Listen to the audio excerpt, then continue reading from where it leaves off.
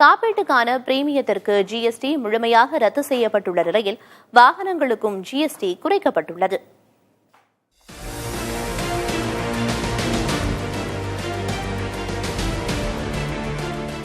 பல்வேறு தரப்பினரும் நீண்ட நாட்களாக கோரிக்கை விடுத்து வந்த மருத்துவ காப்பீடு மற்றும் ஆயுள் காப்பீட்டிற்கும் ஜிஎஸ்டி முழுவதுமாக ரத்து செய்யப்பட்டுள்ளது. வெப்பமானிக்கு ஜிஎஸ்டி 18% 5% குறைக்கப்பட்டுள்ள நிலையில் மருத்துவ தரத்துடன் கூடிய ஆக்ஸிஜனுக்கு 12% 5% வரி குறைக்கப்பட்டிருக்கிறது. நோய் அறியும் கருவிகள், குளுக்கோமீட்டர், அதற்கான ஸ்ட்ரிப்ஸ், மூக்கு கண்ணாடிகளுக்கும் ஜிஎஸ்டி 5% குறைக்கப்பட்டுள்ளது. வாகனத்துறையை டாப் கியரில் கொண்டு செல்லும் நோக்கத்தில் சிறிய கார்களுக்கு ஜிஎஸ்டி 28% 18% குறைக்கப்பட்டுள்ளது. 3 சக்கர வாகனங்கள், மோட்டார் சைக்கிள்கள், சரக்கு வாகனங்களுக்கும் ஜிஎஸ்டி 28% 18% குறைக்கப்பட்டுள்ளது.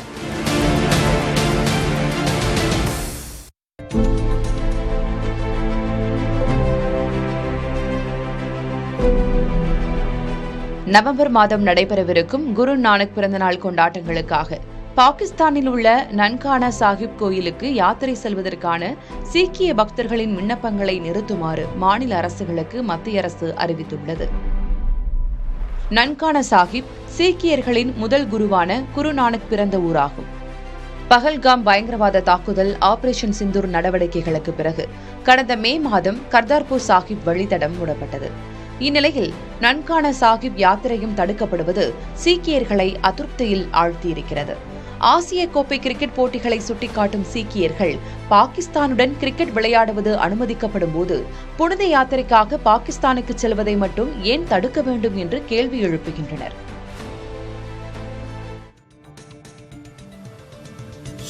ஐயப்பன் கோயிலுக்கு மண்டல மற்றும் மகர விளக்கு பூஜை காலங்களில் வரும் தமிழக பக்தர்களுக்கு உதவுவதற்காக தகவல் தொடர்பு மையம் அமைக்க வேண்டும் என அமைச்சர் சேகர்பாபு கேட்டுக் கொண்டார். கேரளாவின் பம்பை பகுதியில் நடைபெற்ற சபரிமலை சர்வதேச ஐயப்ப சங்கமத்தில் கலந்து கொண்டு உரையாற்றிய அவர் மங்களாதேவி கண்ணகி கோயிலை கட்டவும், கண்ணகி கோயிலுக்கு பாதை அமைக்கவும் கோரிக்கை விடுத்துள்ளார்.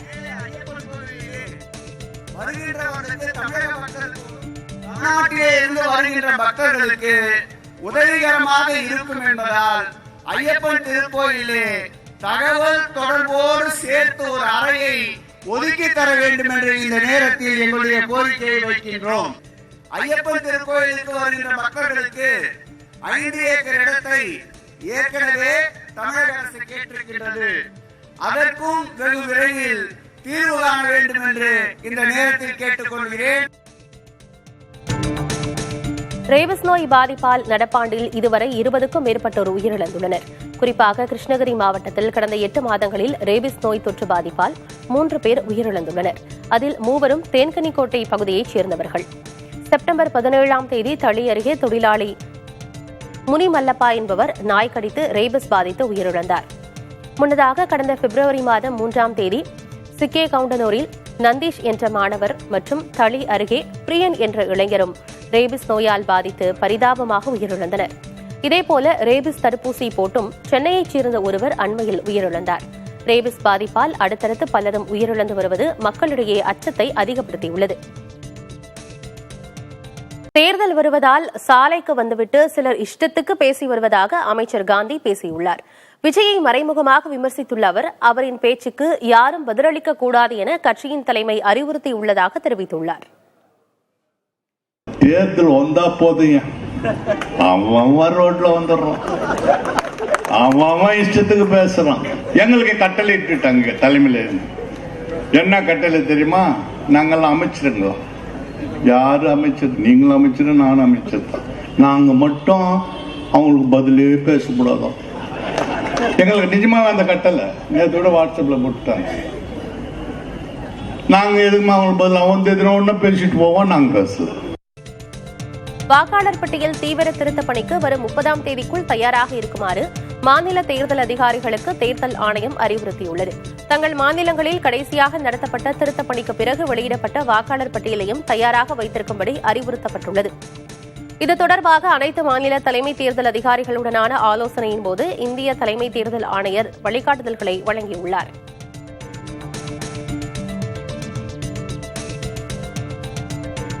பீகார் சட்டமன்ற தேர்தல் நெருங்கி வரும் நிலையில் அம்மாநிலத்தின் 2 பிரதான கூட்டணிகளிலும் உள்ள கட்சிகளிடையே தொகுதி பங்கீட்டு ஒப்பந்தம் ஏற்படுவதில் இழுபறி நீடிப்பதாக கூறப்படுகிறது. ஆட்சியில் உள்ள தேசிய ஜனநாயக கூட்டணியை பொறுத்தவரை ஐக்கிய ஜனதா தளத்தின் தலைவரும் முதலமைச்சருமான நிதிஷ்குமார், மத்திய உள்துறை அமைச்சர் அமித்ஷா ஆகிய இருவரும் அண்மையில் சந்தித்து தொகுதி பங்கீடு குறித்து பேச்சுவார்த்தை நடத்தியுள்ளனர். இதன்படி ஐக்கிய ஜனதா தளம் 101 இடங்களிலும் பாஜக 100 இடங்களிலும் போட்டியிட திட்டமிட்டுள்ளதாக தெரிகிறது. மீதமுள்ள 43 தொகுதிகளை கூட்டணி கட்சிகளுக்கு ஒதுக்க திட்டமிட்டுள்ளனர். ஆனால் கடந்த மக்களவைத் தேர்தலில் போட்டியிட்ட 5 தொகுதிகளிலும் வெற்றி பெற்ற லோக் ஜனசக்தி ராம்விலாஸ் கட்சியின் தலைவர் சிராக் பாஸ்வான் இந்த முறை 40 தொகுதிகளை கேட்க திட்டமிட்டுள்ளதாக தகவல்கள் வெளியாகியுள்ளன. கூட்டணியில் உள்ள வேறு சில கட்சிகளுக்கும் இடங்களை ஒதுக்க வேண்டியிருப்பதால் தொகுதி பங்கீட்டில் சிக்கல் ஏற்பட்டுள்ளது. மறுபுறம் இந்தியா கூட்டணியில் காங்கிரஸ் கட்சி கடந்த தேர்தலில் போட்டியிட்ட 70 தொகுதிகளையாவது பெறுவதில் விடாப்பிடியாக உள்ளது. கடந்த முறை 19 தொகுதிகளில் மட்டுமே வெற்றி பெற்ற காங்கிரசுக்கு இந்த தேர்தலில் 50 தொகுதிகளை ஒதுக்க ராஷ்டிரிய ஜனதா தளம் திட்டமிட்டுள்ளதாக கூறப்படுகிறது. மேலும் கடந்த தேர்தலில் 19 தொகுதிகளில் போட்டியிட்டு 12 தொகுதிகளில் வென்ற மார்க்சிஸ்ட் லெனினிஸ்ட் விடுதலை கம்யூனிஸ்ட் கட்சியும் கூடுதல் இடங்களை எதிர்பார்க்கின்றன. இதுபோன்ற சிக்கல்களால் 2 கூட்டணிகளிலும் தேர்தல் தொகுதி பங்கீடு தாமதமாவதாக பீகார் அரசியல் பார்வையாளர்கள் கூறுகின்றனர். தமிழகம், கேரளாவில் கள்ளநோட்டு தயாரித்த 4 பேர் கைதாகினர்.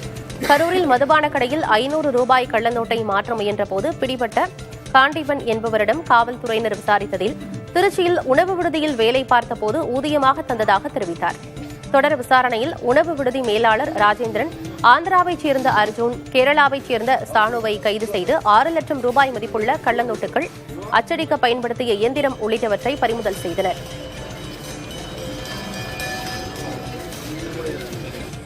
கடலூர் மாவட்டம் திட்டக்குடி அருகே உள்ள கல்லூர் கிராமத்தில் பொழிந்த கனமழையால் வீடுகளுக்குள் தண்ணீர் புகுந்து பொதுமக்கள் அவதிக்குள்ளாகினர்.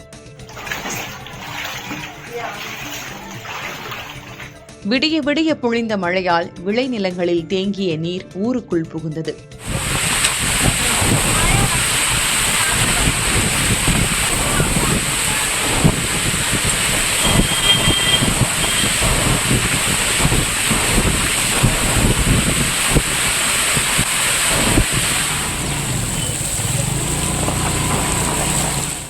இதனால் தாழ்வான பகுதிகளில் உள்ள 3 வீடுகளுக்குள் தண்ணீர் புகுந்து வீட்டு உபயோகப் பொருட்கள் சேதமடைந்தன. முறையான வடிகால் வசதி செய்து தர வேண்டும் என அப்பகுதி மக்கள் கோரிக்கை விடுத்துள்ளனர். இதனிடையே பலத்த காற்று காரணமாக ஆங்காங்கே மரங்கள் முறிந்து விழுந்தன. சாலையில் சென்று கொண்டிருந்த வாகனத்தின் மீது மரம் முறிந்து விழுந்ததால் பரபரப்பு ஏற்பட்டது. சென்னை மயிலாப்பூரில் அமைந்துள்ள நாகேஸ்வர ராவ் பூங்காவை 12 கோடியே 22 லட்சம் ரூபாய் மதிப்பீட்டில் புனரமைக்க சென்னை மாநகராட்சி திட்டமிட்டுள்ளது. மார்கழி இசை மற்றும் நாட்டிய விழாக்களின் மையமாக திகழும் இந்த பூங்காவின் நடைபாதை, இருக்கைகள், கழிப்பறைகள் மற்றும் பூங்காவுக்குள் அமைந்துள்ள கலையரங்கம் ஆகியவை மேம்படுத்தப்பட உள்ளன. இந்த பணிகள் பூங்காவின் பாரம்பரிய தோற்றத்தை பாதிக்காத வகையில் அதன் முக்கியத்துவத்தை உணர்ந்து மேற்கொள்ளப்படும் என மாநகராட்சி அதிகாரிகள் தெரிவித்துள்ளனர்.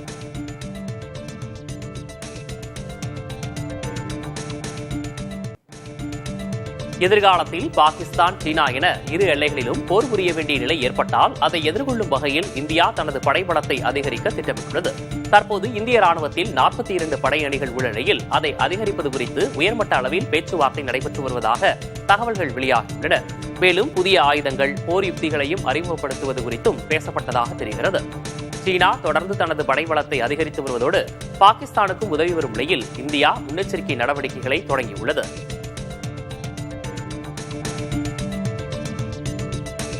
போக்குவரத்து மற்றும் சரக்கு கையாளுதல் துறையின் கீழ் பெரிய கப்பல்களுக்கென தனி பிரிவை ஏற்படுத்தி மத்திய அரசு அறிவித்துள்ளது.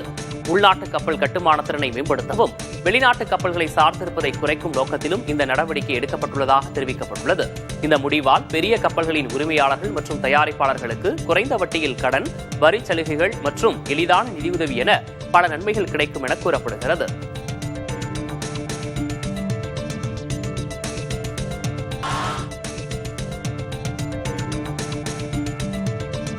திமுகவுடன் போட்டி போட தகுதியே இல்லை என விஜயை மறைமுகமாக விமர்சித்துள்ளார் அமைச்சர் கே. நேரு. திருவாரூரில் திமுக சார்பில் நடைபெற்ற ஓரணியில் தமிழ்நாடு தீர்மான ஏற்பு பொதுக்கூட்டத்தில் அமைச்சர்கள் நேரு, டிஆர்பி ராஜா ஆகியோர் கலந்து கொண்டனர். இதில் உரையாற்றிய அமைச்சர் நேரு, திமுகவை அழிப்பதற்காக மத்திய அரசு பல்வேறு முன்னெடுப்புகளை எடுத்து வருவதாகவும், நிதியை விடுவிக்காமல் தமிழ்நாட்டிற்கு நெருக்கடியை உண்டாக்கி மக்களிடையே அவப்பெயரை ஏற்படுத்தும் முயற்சிகளில் ஈடுபட்டு வருவதாகவும் குற்றம் சாட்டினர். ஒரு காலத்திலே திமுக எதிர்த்து அதிமுக இப்படிதான் மாறி மாறி நம்முடைய தமிழ்நாட்டில் இருந்தது. ஆனால் இன்றைக்கு இன்னொருவர் வருகிறார், வந்து சொல்கிறார், நாங்கள் எங்களோடு தான் நேரடியாக போட்டி என்றலாம். திமுகவோட போட்டி போட உனக்கு தகுதியே இல்லை தம்பி. பாலு சொல்ல நீ வந்து நம்முடைய கலைவாளன் சொன்னார், நான் பார்க்குறேன் அப்படின்னு சொன்னார். நான் இப்படிலாம் சொன்னேன், நான் முதல் நாள் தான் வந்துட்டு போறேன், நீ மறுநாள் அதே இடத்துல கூட்டம் போடுறேன்னா வாங்க அதை அடிச்சு காமிக்கிறேன், நான் அடிச்சு காமிச்சிருக்கேன். ஒரு காலத்தில் குப்பைகளும் கழிவுகளும் நிரம்பி காணப்பட்ட கூவமாற்றின் கரைகள் தற்போது பசுமை போர்வையாக மாறி பார்ப்பவர்களின் கண்களுக்கு விருந்தளிக்கின்றன. கூவமாற்றின் மறுசீரமைப்பு பணிகளின் ஒரு பகுதியாக அதன் கரைகளில் மரக்கன்றுகள் நடப்பட்டு பசுமையாக்கப்பட்டுள்ளன. இந்த முயற்சி ஆற்றின் இயற்கை சூழலை மீண்டும் கொண்டு வருவதோடு நிலத்தடி நீரின் வளத்தையும் அதிகரிக்க உதவுகிறது. கூவமாற்றின் கரைகளை சுத்தப்படுத்துவதோடு அங்குள்ள ஆக்கிரமிப்புகளை அகற்றுவது, கழிவுநீர் கலப்பதை தடுப்பது போன்ற பல்வேறு நடவடிக்கைகள் மேற்கொள்ளப்பட்டன. இந்த பணிகள் கூவமாற்றின் நீர் தரத்தை மேம்படுத்தி ஆற்றை சுற்றியுள்ள பகுதிகளின் சூழலை சுகாதாரமாக மாற்றியமைத்துள்ளன. இந்த பணிகள் முழுமையாக நிறைவடைந்த பிறகு கூவமாறு ஒரு நீர்வழித்தடமாக மட்டுமின்றி நகரின் அழகிய இயற்கை பகுதியாகவும் மாறும் என எதிர்பார்க்கப்படுகிறது. பாம்புக்கடி சிகிச்சைக்காக பழங்குடியினர் பயன்படுத்தும் மூலிகைகளின் செயல்திறன் குறித்து அறிவியல் பூர்வமாக ஆய்வு செய்ய தமிழக அரசால் 30 லட்சம் ரூபாய் நிதி வழங்கப்பட்டுள்ளது. சென்னை பாம்பு பூங்கா அறக்கட்டளை மற்றும் சென்னை பல்கலைக்கழகத்தின் விலங்கியல் துறை ஆகியவை இணைந்து ஆய்வு நடத்துகிறது. பாரம்பரிய பழங்குடியின மருத்துவ முறைகளை நவீன அறிவியலுடன் இணைக்கும் ஒரு முயற்சியாக இந்த ஆய்வு தொடங்கப்பட்டுள்ளது. மூலிகைகளின் சார்கள் பாம்பு விஷத்தின் நச்சுத்தன்மைக்கு குறைக்கும் பண்புகளை கொண்டுள்ளதா என்பதை சோதிக்க விரிவான ஆய்வக சோதனைகள் நடத்தப்பட உள்ளன.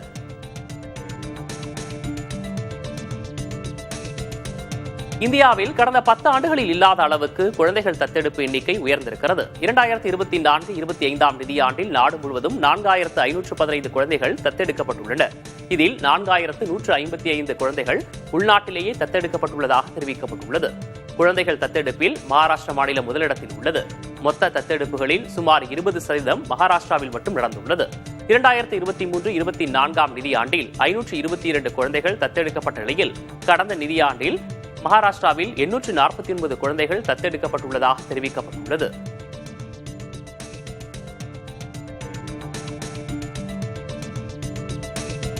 ஆப்கானிஸ்தானிலிருந்து டெல்லி வந்த விமானத்தில் ஒரு சிறுவன் விமானத்தின் வெளிப்பகுதியில் பயணித்து வந்ததாக செய்திகள் வெளியாகியுள்ளன. காபூலிலிருந்து டெல்லிக்கு காம்யார் விமானம் வந்த நிலையில் அதன் சக்கர பகுதியில் உள்ள சிறு அறை போன்ற பகுதியில் அச்சிறுவன் பதுங்கியிருந்ததாக தெரிகிறது. விமானம் இறங்கியவுடன் தரையில் இறங்கி நடந்து சென்ற அச்சிறுவனை பாதுகாப்பு படையினர் விசாரித்து வருகின்றனர். அச்சிறுவனுக்கு 13 வயது மட்டுமே என்பதால் நேரடியான சட்ட நடவடிக்கை எடுக்க முடியாத நிலை உள்ளது. சிறுவன் எதற்காக விமானத்தில் வெளிப்பகுதியில் தொற்றிக்கொண்டு வந்தான் என்பது தெரியவில்லை. அதே நேரம் 94 நிமிடங்கள் வெளியே தொற்றிக்கொண்டு வருவது மிகவும் ஆபத்தானது என்பதுடன் சாத்தியமும் இல்லை என்ற நிலையில் இப்பயணம் பெரும் வியப்புகளை ஏற்படுத்தியிருக்கிறது.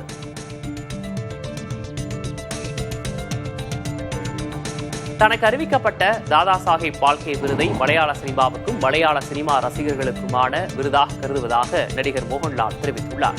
கொச்சியில் செய்தியாளர்களை சந்தித்த மோகன்லால் தாதா சாஹேப் பால்கே விருதை தன்னுடன் படங்களில் பணியாற்றிய அனைவருடனும் பகிர்ந்து கொள்வதாக கூறினார். திரைத்துறையினருக்கான இந்திய அரசின் வீரிய விருதை பெறுவதற்கான 48 ஆண்டுகால திரைப்பயணத்துக்கு தனக்கு துணை நின்ற ஆசிரியர்கள், குடும்பத்தினர், ரசிகர்கள், தன்னுடன் பணியாற்றியவர்கள் என அனைவருக்கும் நன்றி தெரிவிப்பதாக மோகன்லால் கூறினார். ஜிஎஸ்டி வரி குறைப்பு எதிரொலியாக ரயில் நிலையங்களில் விற்கப்படும் பாட்டில் குடிநீர் விலையும் குறைக்கப்பட்டுள்ளது. ரயில் நீர் 1 லிட்டர் பாட்டில் விலை 15 ரூபாயிலிருந்து 14 ரூபாயாக குறைக்கப்பட்டுள்ளது. அரை லிட்டர் பாட்டில் விலை 10 ரூபாயிலிருந்து 9 ரூபாயாக குறைக்கப்பட்டுள்ளது. இதேபோல ஐஆர்சிடிசி அங்கீகரித்த மற்ற பிராண்டட் குடிநீர் பாட்டில்கள் விலையும் குறைக்கப்பட்டுள்ளது.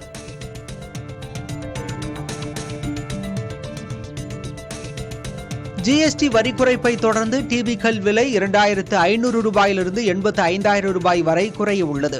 சோனி, எல்ஜி, பானசோனிக் போன்ற முன்னணி நிறுவனங்கள் விலை குறைப்பை ஏற்கனவே அறிவித்துள்ளன. சோனி நிறுவனத்தின் டிவி விலை 5,000 ரூபாய் முதல் 71,000 ரூபாய் வரை குறைகிறது. எல்ஜி எலக்ட்ரானிக்ஸ் நிறுவனம் 2,500 ரூபாயிலிருந்து 85,800 ரூபாய் வரை விலை குறைப்பை அறிவித்துள்ளது. பானசோனிக் நிறுவனம் 3,000 ரூபாய் முதல் 32,000 ரூபாய் வரை விலை குறைப்பை அறிவித்துள்ளது. 32 அங்குல தொலைக்காட்சிகளுக்கான ஜிஎஸ்டி வரி 28%-இலிருந்து 18% குறைக்கப்படுவது குறிப்பிடத்தக்கது. ஜிஎஸ்டி வரி குறைப்பால் ஆடைகள் விலையும் மாற்றத்தை காண உள்ளது. 1,000 ரூபாய்க்கு கீழ் உள்ள ஆடைகளுக்கு 5% வரியும், இதற்கு மேற்பட்ட விலை உள்ள ஆடைகளுக்கு 12% வரியும் விதிக்கப்பட்டு வந்தது. இனி 1,000 ரூபாய் முதல் 2,500 ரூபாய் வரை உள்ள ஆடைகளுக்கு ஜிஎஸ்டி வரி 5% இருக்கும் என கூறப்பட்டுள்ளது. 2,500 ரூபாய்க்கு மேற்பட்ட விலை உள்ள ஆடைகளுக்கு 18% வரி விதிக்கப்படும் என அரசு தெரிவித்துள்ளது. 2,500 ரூபாய்க்கு கீழ் உள்ள ஆடைகளுக்கு வரி குறைந்தாலும் இத்தொகைக்கு மேற்பட்ட தொகை உள்ள ஆடைகளுக்கு கூடுதலாக 6% வரி செலுத்தும் நிலை ஏற்பட்டுள்ளது. காளையர்கோவிலில் உள்ள சமூக நீதி விடுதியில் கட்டாய மத மாற்றங்கள் நடப்பதாக புகார் எழுந்த நிலையில் இதில் தொடர்புடைய காப்பாளரை பணி நீக்கம் செய்ய பாஜக மாநில தலைவர் நயினார் நாகேந்திரன் வலியுறுத்தியுள்ளார். இதுகுறித்து அவர் வெளியிட்ட எக்ஸ் பதிவில், விடுதி காப்பாளினியான லட்சுமி என்பவர் மாணவிகளை மதம் மாற கட்டாயப்படுத்துவதாகவும் மறுப்பவர்களை வன்கொடுமை செய்வதாகவும் குறிப்பிட்டுள்ளார். இந்த சமூக விரோத செயலை வேடிக்கை பார்த்துக் கொண்டிருக்காமல் நடவடிக்கை எடுக்க வேண்டும் என்றும் நயினார் நாகேந்திரன் வலியுறுத்தியுள்ளார். இமாச்சல பிரதேசம் வெள்ளத்தால் கடுமையான பாதிப்புகளை சந்தித்துள்ள நிலையில் நிவாரணப் பணிகளுக்காக பிரபல நடிகை பிரீத்தி ஜிந்தா 30 லட்சம் ரூபாய் அளித்து உதவியுள்ளார். பாதிக்கப்பட்டவர்களுக்கு நிவாரணம் அளித்து வரும் சிம்லாவைச் சேர்ந்த தொண்டு நிறுவனத்திற்கு இத்தொகையை பிரீத்தி அளித்துள்ளார். இமாச்சல பிரதேசம் பிரீத்தி ஜிந்தாவின் சொந்த மாநிலம் என்பது குறிப்பிடத்தக்கது. இவர் பஞ்சாப் கிங்ஸ் IPL அணியையும் நடத்தி வருகிறார். ஜிஎஸ்டி குறைக்கப்பட்ட பிறகு ஆவின் பால் பொருட்களின் விலை குறைக்கப்படாதது ஏன் என பாமக தலைவர் அன்புமணி ராமதாஸ் கேள்வி எழுப்பியுள்ளார். இதுகுறித்து அவர் வெளியிட்ட அறிக்கையில், அதிக விலைக்கு பால் பொருட்களை விற்பனை செய்து ஏழை மக்களை சுரண்டி பிழைப்பது மனிதநேயமற்ற செயல் என கண்டனம் தெரிவித்துள்ளார். ஆவின் பால் பொருட்களின் விலைகள் உயர்த்தப்பட்டிருப்பதா என்பதை தமிழக அரசு விளக்க வேண்டும் என்று கேட்டுக் கொண்டுள்ள அன்புமணி, தாமதமின்றி பால் பொருட்களின் விலைகளை குறைக்க வேண்டும் என்று குறிப்பிட்டுள்ளார்.